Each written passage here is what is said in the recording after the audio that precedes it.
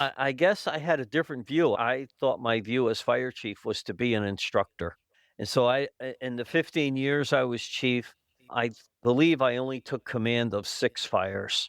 My job, I felt, was to help the battalion chiefs and captains and lieutenants all to become knowledgeable in their skill, in their area of responsibility, rather than me coming in and taking command. So this one fire, we pull up in front of the building and it's a strip mall.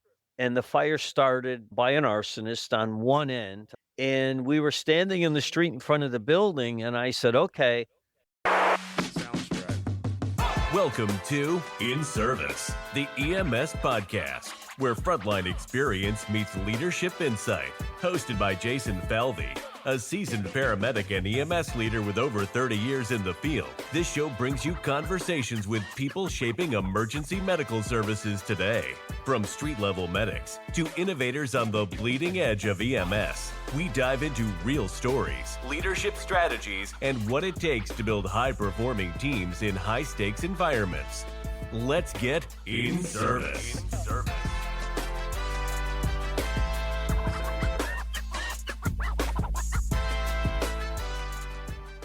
We copy you down, Eagle.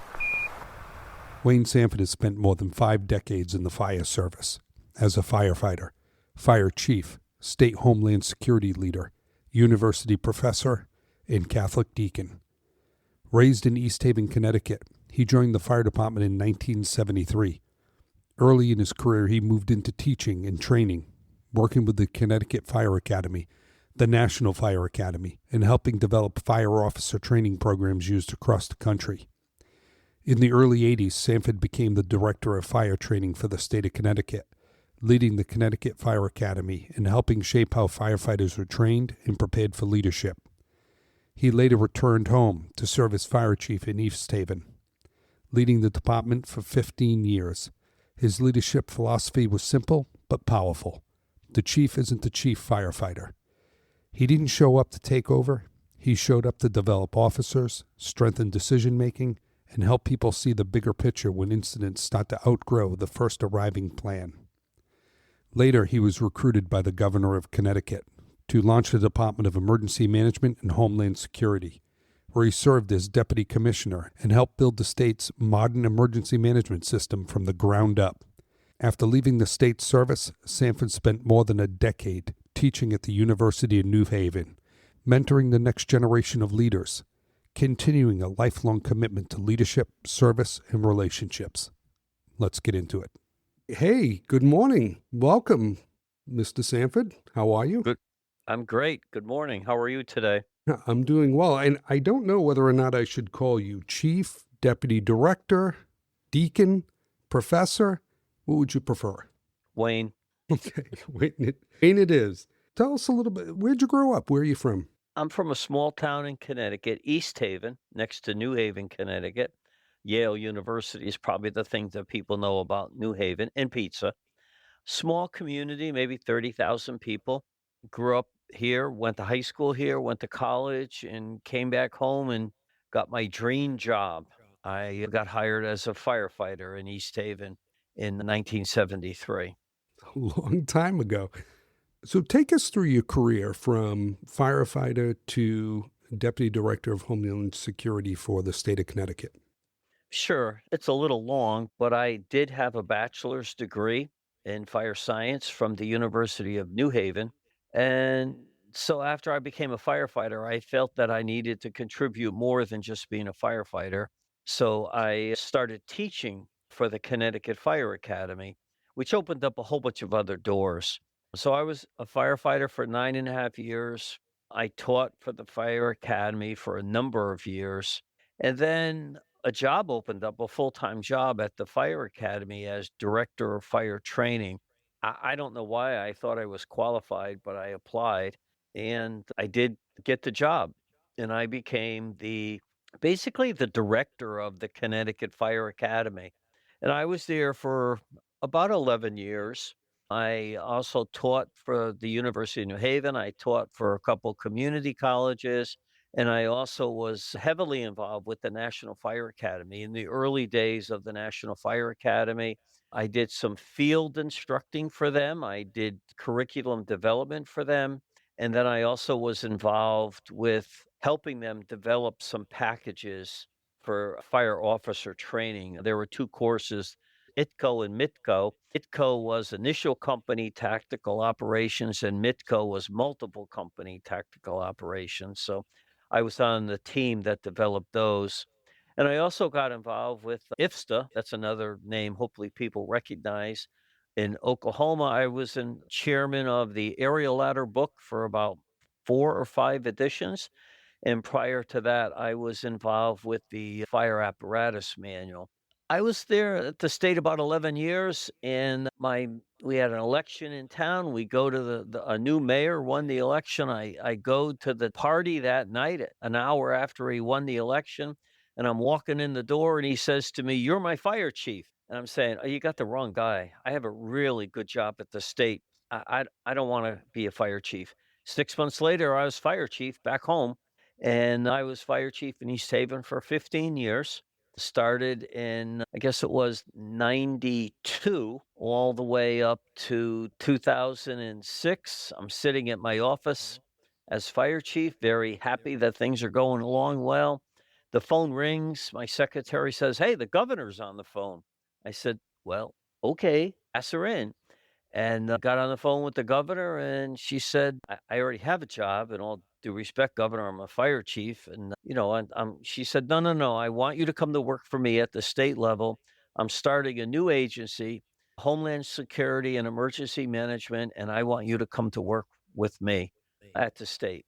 And so I took that job. And 6 years later, she decided that she wasn't going to run. She was a great governor, Governor Rao. And she decided that she wasn't going to run. So I knew I was going to lose my job. So I basically went back to the University of New Haven and taught there full time for 12 years. And then after that, after retiring 3 or 4 times, I thought it was enough. So I retired. So that's a short version of a long-winded career. Yeah, yeah. So let's talk about being a professor in what you actually taught over at University of New Haven. While at the University of New Haven, I predominantly taught the course that I liked best, and that was hydraulics. I would basically follow the NFPA standard and helped students that were there to they probably could have gotten certified as a pump operator by the NFPA standards with the course that I taught. They came to me and said, "Oh, so and so left and we have a problem. Would you want to teach this course in fire prevention?" So it's like, okay. So I developed the course and taught it on fire prevention. And then as time went on, basically in the time that I was there, I taught almost every course. I did not teach any arson investigation courses, but I did teach strategy and tactics. I taught hydraulics. I taught fire service administration, again, fire prevention. So anything that came along that nobody else wanted to teach, I would do it. And I love teaching the freshman students because I thought they were like a brand new piece of clay and we could really get them involved. I would take them on a lot of trips. I would go to the Fire Caucus dinner in Washington, D.C. I probably have been to maybe 15 of those dinners, and I would bring a group of students with me. They would attend the workshops the day of the dinner, and then we go to dinner at night. So I really enjoyed my time at the University of New Haven. And you taught incident command systems as well, I'd imagine. We actually had I'm going to say it was about the size of 4 pool tables or ping pong tables. And on the top of that, we made a city. And from one end with railroad cars to the other end with oil tankers and a marine port and high rise buildings. And we would go in that room and as part of the strategy and tactic course and incident command, they would actually manage the incident, and we would be there to guide them through the management of the incident. During the course of your career, Do you have any calls or incidents that stand out that changed how you understood leadership or accountability? I would probably say the first major fire that I had as a fire chief, where we lost 11 of 15 stores in one building. I remember arriving on the scene. I didn't even have any gear yet as fire chief. I had just come back from being at the fire school, so I didn't have any gear. And I go to the fire. I guess I had a different view. I thought my view as fire chief was to be an instructor. And so in the 15 years I was chief, I believe I only took command of 6 fires. My job, I felt, was to help the battalion chiefs and captains and lieutenants all to become knowledgeable in their skill, in their area of responsibility, rather than me coming in and taking command. So this one fire, the battalion chief had been maybe a battalion chief for 3 months before I got there. And we pull up in front of the building, and it's a strip mall. And the fire started by an arsonist on one end, on the right-hand side. And we were standing in the street in front of the building, and I said, "Okay." I said, "You've got a fire in one unit, a fire in the second unit." I said, "So most likely the fire's in the third unit, but you can't see it. So let's go down to the fifth unit, break open the front door and pull the ceiling."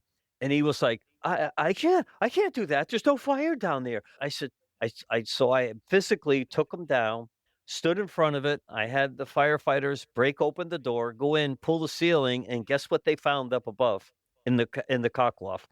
Fire. And I said, "Look, Tony," I said, that's why we did what we just did. Now we're going to start from here, and we're going to fight the fire all the way back to where it started and protect the people that haven't been burnt yet." And it was really difficult for him to be able to do that. And for me, it was a learning experience that I knew that I had to really help my officers in my department that I had just inherited to become better leaders, to become better fire officers. A lot of times, people as leaders, not everybody's at where you are as far as education, training, or even thought process, right? I think when a lot of people become chief, they vision themselves as I envision myself as the fire chief.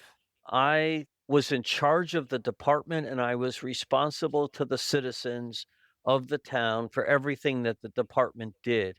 I didn't see it my role to take command of, every car fire or of every fire. Now, that doesn't mean to say that I didn't go to many fires. I listened to every fire for 15 years at home, or if they were during the day, obviously at work. And if I was at home at night, 2, 3 o'clock in the morning, and I heard the engine out and I wasn't happy with what I heard, I'd get up, I'd get dressed, and I'd go to the call. And I would say to the officer, to the firefighters, "Is everything okay? What can I do to help you? What do you need?" And I didn't arrive and say, "Okay, I'm in charge. I'm in charge here." And I think that's a difference. And I hope, I think a lot of people, when they become fire chief, I don't think they make this delineation that they're now the fire chief. They're not the chief firefighter. Let's talk about large scale incidents, right? And how leadership is different at scale. So, when is there a shift from tactical thinking to more of an architectural thinking? I think when we first arrive at an incident, the mindset is put the fire out, right? So it it may take us a couple seconds to say, "Wow, there's life safety here. I need to take care of life safety first."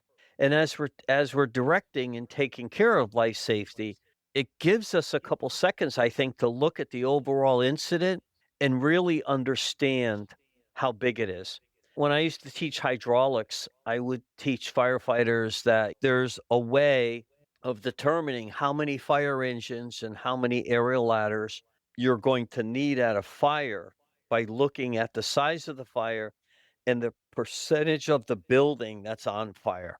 And so you need to stand back and you need to look at that and make that calculation in your mind to understand that, yeah, this is bigger than me.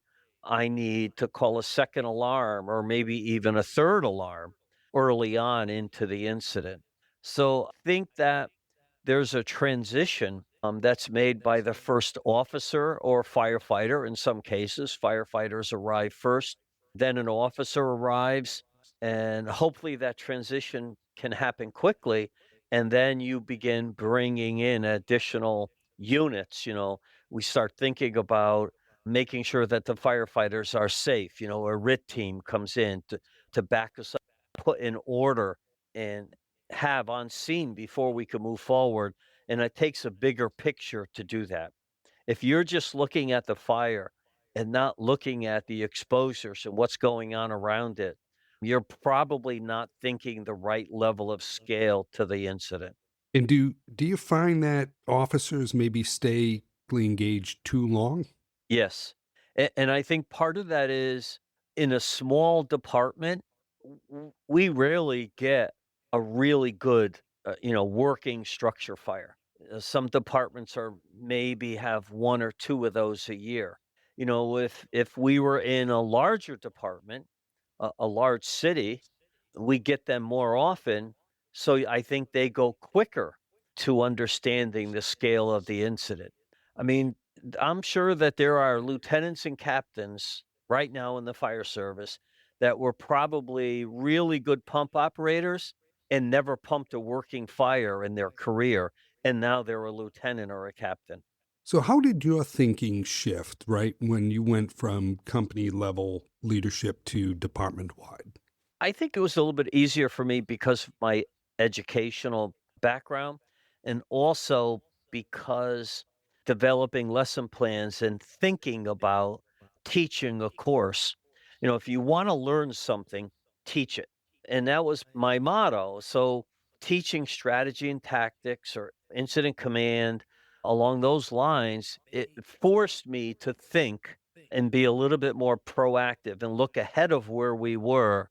I think experience, and I think that's one thing that the large cities have over the small communities, is those lieutenants and captains and then battalion chiefs in a large city, they have a lot of experience. And they could look at a scene and say, I think with the wind the way it's blowing and the way this is going on, I think I'm going to have a problem over here next. And they need to get ahead of it. And I think that's important. But education is important. Go to the National Fire Academy, take a course in Executive Development 3, and you'll really understand that you need to start looking at some of the bigger pictures. The best course at the National Fire Academy. And it really, all the other courses, you learn how to do something.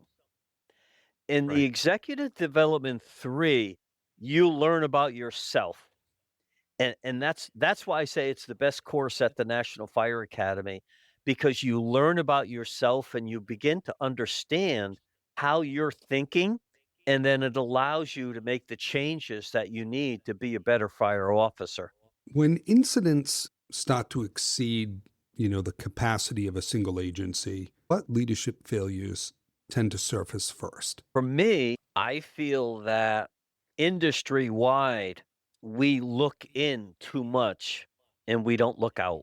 So, as the fire chief in a local community, there may be like a county fire chiefs association or a statewide fire chiefs association. And I think a lot of fire chiefs today do not participate in them. So, they don't understand what their neighbors have for resources. They don't understand what's available. And, a good example is I remember a number of years ago, we had a town in Connecticut that had maybe three fire hydrants in the town. They didn't hardly have any. And they had a problem where the construction company somehow got natural gas into the water main. I'm not really sure how that happened, but it was in a construction accident. And so the firefighters were going to use the water and they were getting natural gas out of the hydrants. Really weird. The fire chief was involved with the County Fire Chiefs Association. And when you go to those meetings, you get to know who's got tankers, who's got boats, who's got, all the equipment that everybody else has. I can remember him telling the story that he called the dispatch and said, call this fire department and get their tanker. Call this fire department and get their tanker. And he was rattling off fire departments that were nearby him that had tankers that they were able to bring in and help them suppress the fires they had. Because they had multiple fires in town. People were turning on their water and natural gas was coming out their faucet. It was quite a mess in the community. And I think they ended up with about 9 houses right away. He figured out what was going on, that there was a problem, and said, "Don't use any of the hydrants." And he called in tankers from out of town, or water tenders, I guess, from other towns to utilize the water. And the dispatch was like, "I don't even have a number for that fire department." He told them how to get the number for that fire department to call them and activate the tankers. But it opened up everyone's eyes to realize how much we needed to know what each other had for when we had an incident, we could call for it. That has the potential to be a massive, massive problem in a community. If you're Yep. turning on your faucet, natural gas is coming out, you could have explosions all over the place. Right.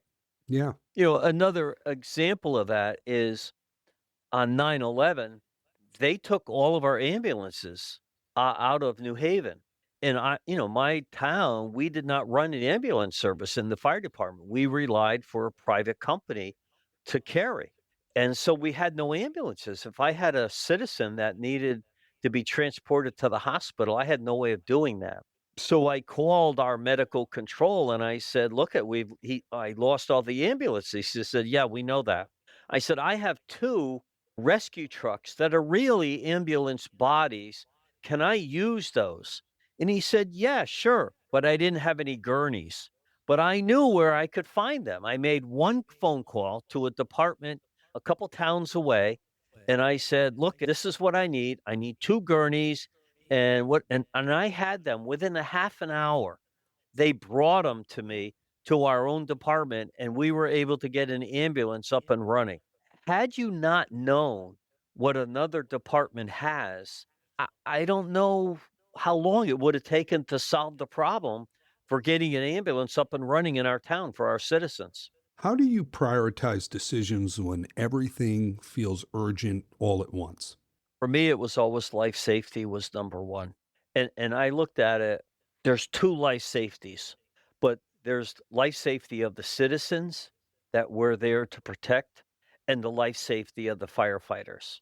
And and I was not ashamed to call for mutual aid or to call for more assistance if I knew that it was going to make my firefighter's life safer. So I think to me, that was the overarching, I guess, decision, or what was in the back of my mind was always the safety of the citizens and the safety of the firefighters. Let's talk a little bit about 9/11. And I was, on the road at that time. Actually, I had transitioned into a leadership role in the ambulance industry. And that call came in and it kind of changed a lot of things. Where were you when 9/11 happened, and when did you realize that things were going to change for emergency management? I was at work that day, obviously. It was a Tuesday morning. I was at work, and I always had a television in my office trying to keep track of, what was going on. And my secretary, they had the television on in the day room, which was down the hall from our office and in the firehouse. And somebody said, "Oh my God, a plane just hit the World Trade Center." My secretary went in and looked at it, and then she came in and told me, she said, "You better turn your television on." So I turned my television on. I said, "Wow, what an accident. How could that happen?" And the more we were watching it, in my mind, I was visualizing what was going on the ground, the firefighters going in the building, going up the stairwell to get to the incident. And while we're doing that, the second plane hits. I just said, this is not an accident. We are being attacked. And then you heard shortly after that, we heard the reports of the Pentagon as well. And then, everyone started to panic at that point, saying, "Oh, what do, what steps do we need to take? What do we need to do? We're a small town, 30,000 people. I seriously doubt that my community would have been a target from anybody from outside, but you still look at it and say, what do we need to do for the safety of our people? So that's where I was, and that was my immediate thought. We ended up sending 7 firefighters down Tuesday afternoon to New York City. And I was very fortunate. My mayor at the time used to be a firefighter. Firefighters are politicians anyway. So he ran for office and got elected. And so after we saw this, we spoke on the phone of what was happening. And then the fire headquarters was maybe like a block away from town hall. So I walked up to town hall and I said to the mayor, I said, look at, they're taking all the ambulances away. We have a workaround on that. I'm getting some gurneys. We're going to start an ambulance service. He said, okay, do whatever you got to do. And then I said, we have some firefighters that want to go down to New York City. And he said at the time, he said, that's fine with me. Just don't make our town short. And I said, agreed 100%. So we went Right. back to the firehouse, and the firefighters that wanted to go down, they were all career firefighters at the time. We brought them down to the train station in New Haven, Metro North. They hopped on the train and went down to New York City. And we knew what schedule they worked and where they worked. So we were already planning to backfill their positions, to make sure we were okay. And plus, we hired extra staff to staff up ambulances within the department. So it was very busy in the Yeah. beginning. The first couple of hours were very hectic, trying to make sure that our community was safe, and just in case something else were to happen. So it was a How very hectic day. how far from New York or Ground Zero was your town? 75 miles. Wow. Were on days later when the wind blew a certain way, we would actually get the stench, so to speak, from the fires burning at 9/11. Back then, we had talked previous prior to doing this, and I had mentioned to you that incident command really didn't exist at that point in time, and you corrected me on that. Go ahead. Yeah, we had incident command within our department, but statewide, we had no, I would call it a fire service deployment plan. We now have one in the state of Connecticut. So if somebody needed a task force of engines, we now have that capability of putting it together and delivering it within a short period of time. At 9/11, that did not exist. Everyone, we were every fire chief was like his own little kingdom. Every town was by themselves. And 9/11 taught us that we're not alone, that we need to work together. You were mentioning that it actually exists. They used it for wildlife fires, right? Out west. The incident command system that we use today came from Cal Fire. Fire Scope is actually the name of it, where it came from. And the after 9/11, FEMA was mandated by Congress to come up with a incident command system. And what California was doing in their forestry division, they had developed this fire scope, and they just adopted at FEMA. They said, this, it's here, it works, and let's use it. They did change the name, because if we left it at fire scope, probably Public Works and Board of Educations and other departments that have to use it now would never accept it because of the name. So they just changed the name to the National Incident Management System, and it really is based on Fire Scope, which came out of California. Yeah. On 9/11, we received like this text that if you could afford to send help to New York City, send it. 'Cause no one knew how bad it really was, or how bad it was gonna get, or what else was gonna happen. So the first thing that came to my mind, not surprising, is the firefighters' health and safety. As I said earlier, I went to the mayor's office and I said to the mayor, they're asking for help, and we have some firefighters that want to go.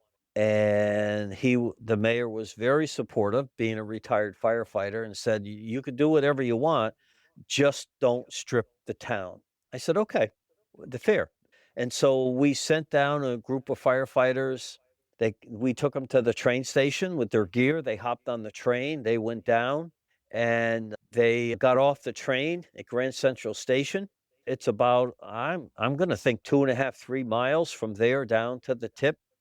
And they come out of the building. They turned and started to walk, and this policeman yells at them, "Hey, you guys, are you from East Haven, Connecticut?" And they say, "Yeah, we are." They said, "Get over here. Come over here." And they're like, "Oh, geez, the chief called somebody and already we're in trouble. We didn't even get off the train." And the guy brings them over, opens the back door of a paddy wagon, says, "Hop in."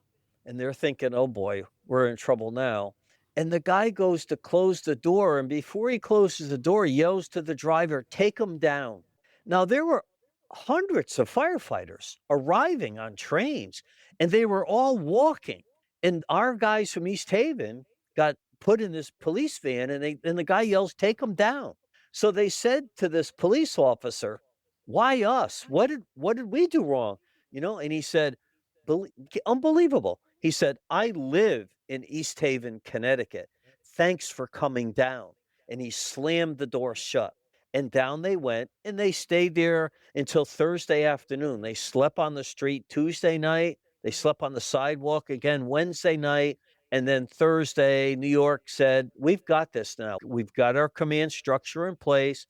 We're ready to go." So they sent home all of the other departments, and our firefighters came back home. Well, after that happened, it was probably more than a year after it happened. Our firefighters they wanted to know who this guy was. So they did a little research. They found out where he lived in town, and they invited him over to the firehouse. And he stopped over at the firehouse and visited with the guys that were there that day that he put in the van and sent down to the World Trade Center on 9/11. So interesting story how, again, relationships, working together, knowing someone, and all he saw was the back of their jacket that said East Haven on it. And like I said, there were hundreds of other firefighters that were on the train going, and they pulled them off.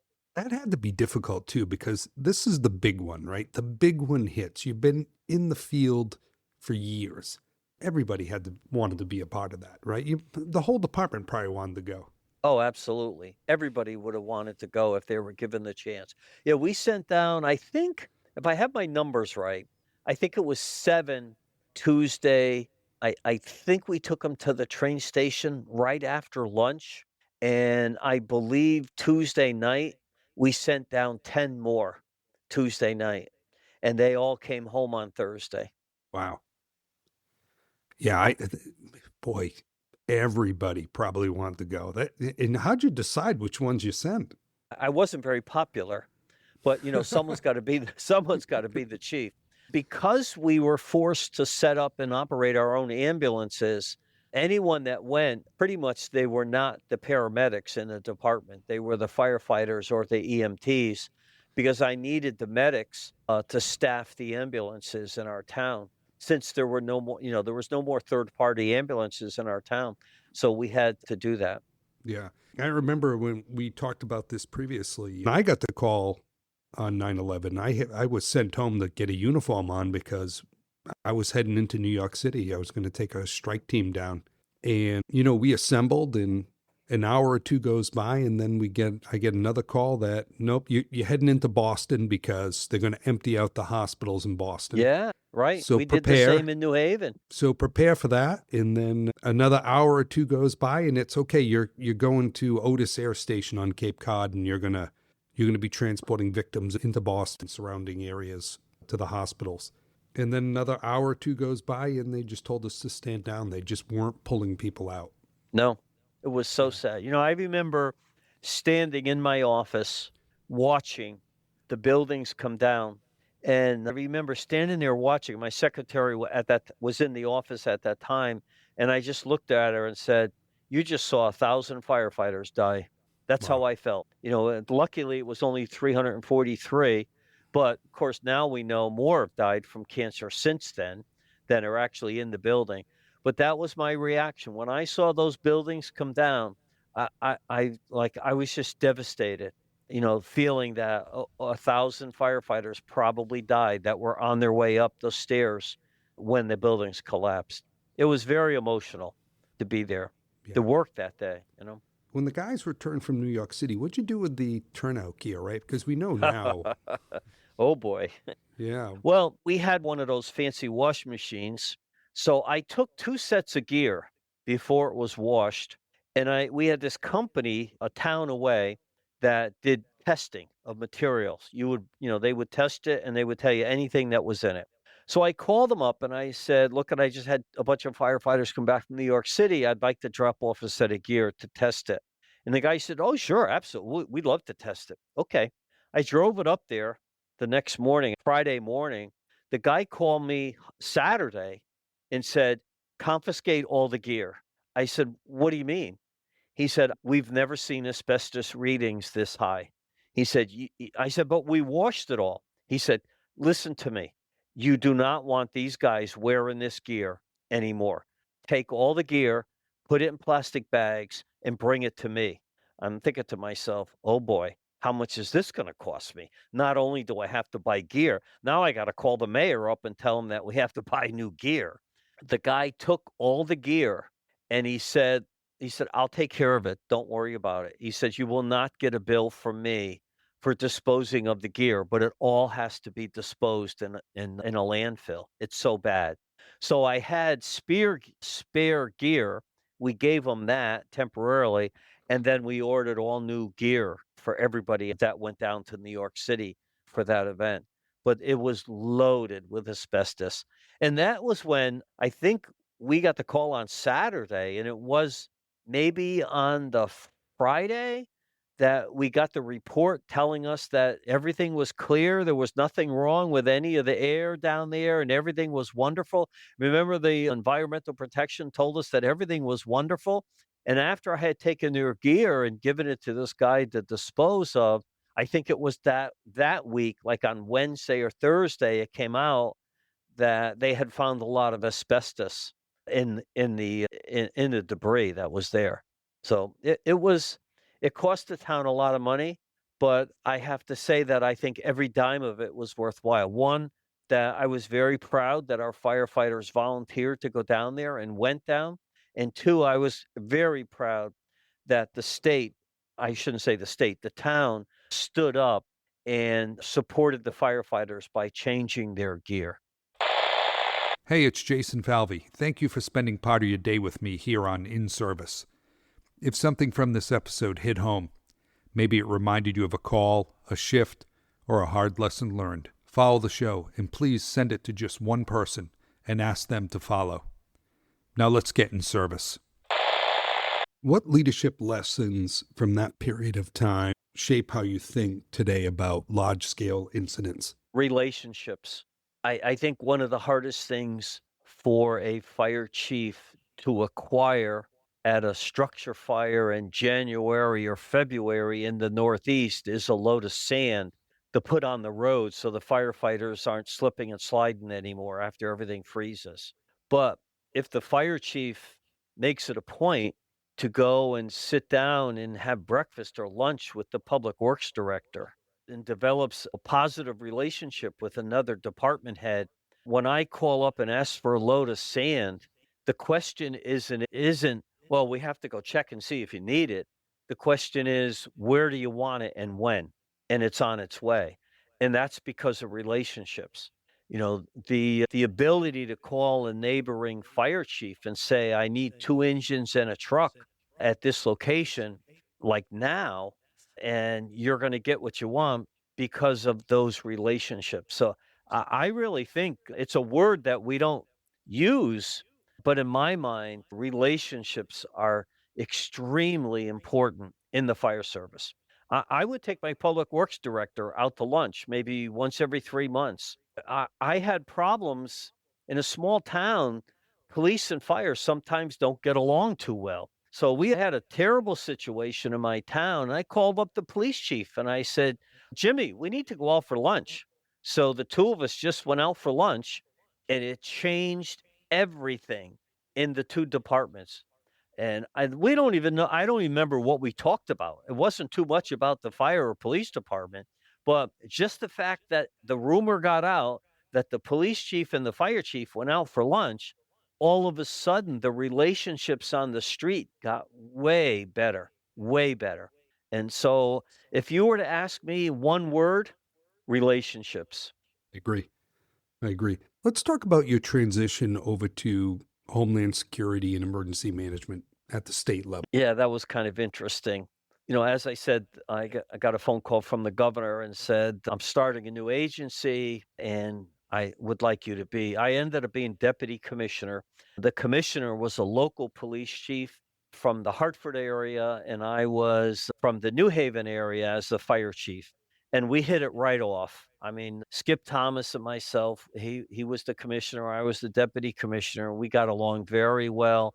I think our mindset was pretty much the same. The way we managed our departments was the same. So when we got to work together at the state level, it was entertaining because we started an agency from scratch. When we started, there was Skip and we were borrowing secretaries from other agencies. We were borrowing this from that. And, then we inherited the Department of Emergency Management, which I think had about maybe 18 employees, something along those lines. When we left 6 years later, we had 5 regional offices around the state. We had a central office in Hartford. We had 116 employees. Each regional office had an emergency manager, had a secretary, had a trainer, and had a planner. So if a local town said, I need help writing a plan, we would send a planner in to help them write their plan. We were the agency that received all of the Homeland Security money, and there was a lot of it in the very beginning days. And it would basically the governor would say, okay, we've got more money coming, and it would come to us, and we would work with the towns to distribute the money. I can remember Homeland Security Committee meeting on the Hill in Washington, D.C., with a senator from Connecticut, was co-chair of it with Collins from Maine. And it wasn't unusual that Joe would call us like 4 or 5 o'clock in the afternoon and say, okay, can you guys stay tonight? I need to give you a conference call around 7 o'clock. Okay. We'd stay and he'd call us up and say, what's going on and how can you tell me what you're doing with this money? What should be doing with this money? Where should the money go?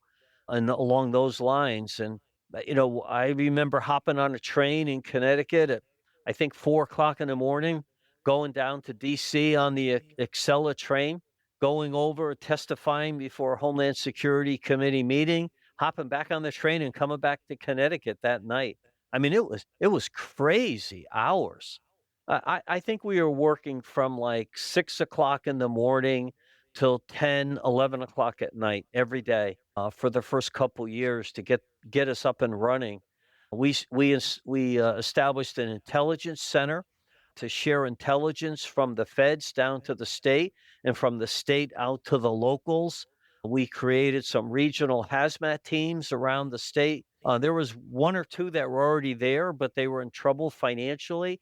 So we were able to give them some money so they could buy the right equipment. We bought meters for all the departments in the state so they had the right kind of meters. We were busy. We were very busy trying to get the state up and running very quickly. How do you define the scope of the service when you're starting from scratch, right? Did you look at other states that had, did anybody have a Homeland Security department at that time? Very few, very few. But we knew we wanted to do a lot of work with sharing, so we went to Los Angeles.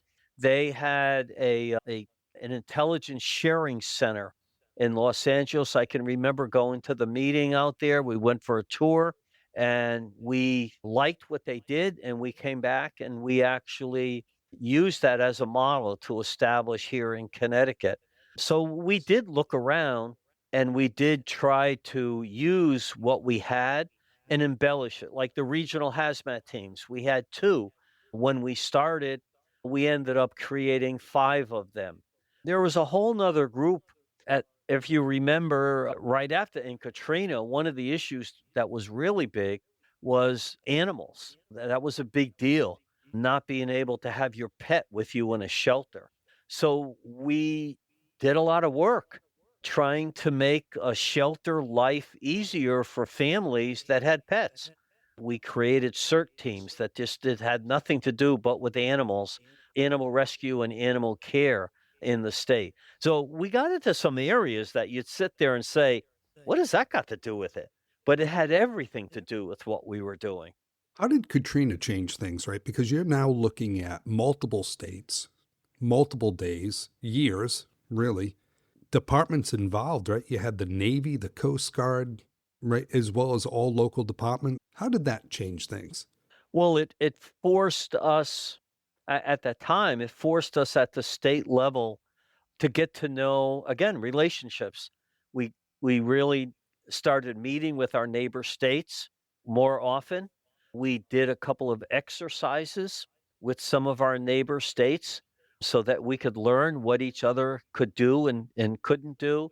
There was another organization that was stood up to share material all across the country. So, like if Connecticut needed, I don't know, 10,000 cots, we could get them from New Mexico if they had them and they were willing to share them with Connecticut. So a lot of that stuff was put together after 9/11, after Katrina, because we realized in those 2 incidents that we need each other. We're in this together, and these incidents could be much larger than one state. And we would in the old days, to give you an example, when we work with a town, we would say, "Okay, do you have an evacuation plan?" And they would say, "Oh, yeah, we're gonna use this school, and that school, and we're gonna evacuate people to the schools." And in the old days, we would be like, "Yeah, that's really good. That works." After 9/11, we're saying, "Okay, there's radioactive material possibly falling on your town from a dirty bomb. You can't evacuate to another location in your town. You've got to evacuate to New Hampshire or Vermont, from Connecticut." We thought about taking people from the beach and moving them to the north end of town. We didn't think about taking them from the town and moving them to another state. And that's what Katrina and 9/11 did for us. It really forced us to open our eyes. And as you said earlier in the beginning, how do you make that transition to a larger incident? They made us change. Yeah, it forced a different mindset. Yeah. Yep. Oh, Um, okay. I'm looking at shifting over and talking a little bit about as leaders, we tend to invest heavily in planning, in some cases, exercises. But where does planning and training fall short when it comes to real incidents? Well, one area I think is in the timeline. We definitely notionalize sometimes an incident too much. And we say, okay, well, the fire chief did this or the mayor ordered this or that. And we notionalize it and we don't really do it. I think when you get into a large scale incident or a large scale exercise, we try to do things more realistic. I was in one, it was called Top Off 3. It was done very early in the beginning of Homeland Security at a national level. They did these top off exercises. I think they did 4. We were number 3 in Connecticut, and we did it with Connecticut, Long Island, and Maine, I think were involved in our incident. The governor played for 2.5 days. The governor had to cancel everything else she was doing, and she did this incident for 2.5 days. Third off was the Secretary of Homeland Security. The governor and him did teleconferences multiple times during the day. And I forget what the incident, what we actually did like a bubonic plague hitting a large event in Connecticut. And I remember we had those different levels of warning, whatever. And I remember Chertoff saying, okay, we're going to raise the Homeland Security threat level to the next highest level. And I can remember my governor saying, what do you mean you're raising it to the next high level? What do you know that you haven't told me yet? I mean, there was no sense of play at all in that conversation. It was as real as it was going on. And I think when we do an exercise, what would help us is if we did them a little bit more realistic. But the problem is the cost. Who's gonna pay extra firefighters? Who's gonna pay extra police officers? All that work to do it. That's where the problem comes in. And I've been involved in a lot of different tabletop exercises, and one of them was not the bubonic plague, but it was something similar. And I can remember at one point somebody at the table said, "We'll get a bus in here, and we'll evacuate this building, and we'll bus everybody out. Let's move on to the next problem." I'm like, Yeah, that was quick. I'm like, yeah. "W- you know, The bus was already out front waiting for you. Yeah. yeah, yeah, I really teleported think into the bus. yeah, Yeah. some for the sake of time, we notionalize too much. Yeah, yeah, and that doesn't help when the real thing hits and you have to shift. Now you No, were because you're in the street and, hey, in the exercise, the bus was here in 20 minutes. I need a bus and it's not coming for an hour and a half. There's a yeah, difference. yeah, and you can't just put your hands on 50 ambulances in 10 minutes. No. You just can't do it. Right. Now you were talking when we were talking the other day, you had mentioned that in your job as a deputy commissioner that you would put together a specialized team just to handle large scale incidents if needed. Can you Mhm. speak to that? Yeah, we put together what are called incident management teams. And so we went around the state and we developed I think we wanted 5, but we ended up with 3, mainly because there were not the incidents to support 5. And we had just put together one team. They had worked together, they had done some exercising together, and, oh my god, we had an incident on the highway. A tractor trailer truck loaded with gasoline got into an accident, jumped the median divider, took out, like, maybe 4 or 5 cars and they were heading south, took out cars on the northbound lane, and then ignited on fire. And it was and by the way, it was underneath the overpass, underneath the bridge. So, that was real. And you're talking about 95, right? Route 95. It was I-95, I-395 intersection. So it's a Wow. major intersection. So the fire chief got there and immediately, state police arrived. Get my highway open. And the fire department's got to handle this. And EMS was around. And finally, it dawned on them, maybe like half an hour into the incident. Hey, let's get the incident management team here. We just did exercise. Let's get the team here. So they activated the team, and within about 3 hours, we saw the immediate results of having an incident management team. It was amazing.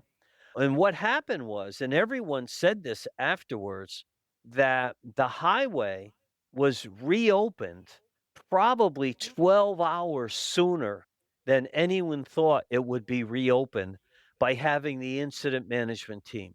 Because, like the EMS people worried about life safety. So we got the life safety people in the room with the police, with the firefighters. Investigation people wanted to be involved, and the firefighters were still fighting the fire. And so they were able to work it out so that different teams could work at the same time on the same incident, what had never happened before. And we opened up the highway way sooner, like 12 hours sooner than anyone thought that the highway would be able to be open. And that opened everybody's eyes. That accident was a terrible accident. A number of people died in it, but it opened everyone's eyes to say, wow, it's in a management stuff works. Holy smokes. We talk about it, but I never thought it would work. And lo and behold, it worked. And it worked at a real incident. And so from that incident management team, we then brought another one into the southeastern corner of the state and another one up in the Hartford area. So basically, the 3 teams mimic the highways through the state. I-95, 395, and 91 Yeah. in Connecticut. Those are our highways in Connecticut. And 95 is such a major corridor going into New York City. The flow of traffic has been catastrophic to shut that roadway down. Yeah, when the governor shuts the highway in a snowstorm, in a blizzard, that's a big deal because it backs up the tractor trailer trucks are backed up all the way to Georgia. in the west all the way out beyond Pennsylvania. I mean, it's when the governor shuts down a state, it is a big deal. So to shut down a major corridor like 95, and at this intersection, there's no other way because the bridge that the fire was underneath was US 1. Because if you were going to divert the traffic off of 95, they'd say, well, let's put it on Route 1. Okay. But Route 1 crossed 95 right where the accident was. So there was no Route 1 either. Yeah, yeah. When large-scale incidents stretch out over months or weeks, how do leaders manage themselves during these prolonged periods of time, especially at your level you're operating at? Because at my level, we can be out of an incident within an hour, 2 or 3. But when you're talking that tanker incident, that's a large scale. Everything is affected by that, and it definitely affects the leader. For me, I was blessed to marry a wonderful woman, and my wife makes it very easy for me not to have to worry about anything else. When I'm at work, I'm at work. And I don't get phone calls during the day that little Johnny did this or little so, I mean, I don't get those phone calls. And so I'm able to concentrate on what I'm doing and I forget everything else that I may have a busy plate, but I forget everything else and I just look at that what I'm doing. I think the harder part of it is taking a break. I think the harder part is unwinding when you get home or when wherever you're going to go for your off time for that 8 hours off or whatever you have off. That's the hardest part is to be able to shut it off because your body needs to be refurbished. It needs rest, it needs food, and you're able to go again with a fresh mind the second day. But I always found that shutting it off to me was very difficult because even when I got home, I'd be thinking about the safety of the firefighters or the safety of the individuals around. Gee, I hope they're thinking about this, or did they think of that, or I hope they thought about that. It's really hard. I also was fortunate. I had a great assistant chief. My assistant chief came out of the Air Force. He was an Air Force firefighter during Vietnam, and Paul was just unbelievable. We could look at each other on either side of the room and actually know what we were thinking and planning on doing. We were that much in sync with each other in running the fire department. It made it easier to go home knowing that the person that was filling in for you was just like you. Yeah. Right, right. You have an incredible career. You've done so much, and your contributions are probably still being felt every day. Yeah, funny, one of my students just got promoted in New York City. I may have it wrong. I'm saying deputy chief, but I don't know if he's deputy chief or assistant chief. I think in Queens. So when he's on duty, there's two of them. He has one side of Queens, the other one has the other side. So there's probably, 8 of them on duty at any given time. And he talks about all the time how in the hydraulics that I taught him about sprinkler systems and how to do calculations and how many times he went to meetings with architects and he would start rattling off some of the formulas and the theories behind it. And the guy, they would be taken aback by this firefighter that knows sprinkler systems and how they're designed. But we talk all the time and he's just unbelievable. The fires that he's been at. He was at the crane that fell down in the hurricane. He was the incident commander there. He was the first incident commander they had in 2025 when a number of people were jumping out of a building when they first arrived and truck companies were doing medical work. He was the incident commander at that fire as well. And it's really amazing to see what your students do. It makes you feel like not only did you contribute in your own life, but if I've helped other people contribute, that's even a better compliment. Yeah. All right, I'm going to wrap it up. Thank you so much for sitting down with me and doing this, and thank you. Well, you're welcome. It's a pleasure to be here. I saw your leadership skills one time, and if you remember this, but we played golf with your son, Keith, I think over in Swansea. And, Yep. it was a par 5. You get up to the tee box, you set up to drive the ball. and you came out of your shoes on that swing. You swung so hard, and it was an absolutely magnificent tee shot. Must Sliced. have been one of only one, I can tell you that. You scared the groundskeeper, that ball hooked so bad. But you handled that with such grace when you retrieved your tee and went back to your cart. Thank you for listening to In Service, the EMS podcast, where frontline experience meets leadership insight. If you have found value in this conversation, please like, subscribe, share, and leave a comment. You will find links in the episode notes.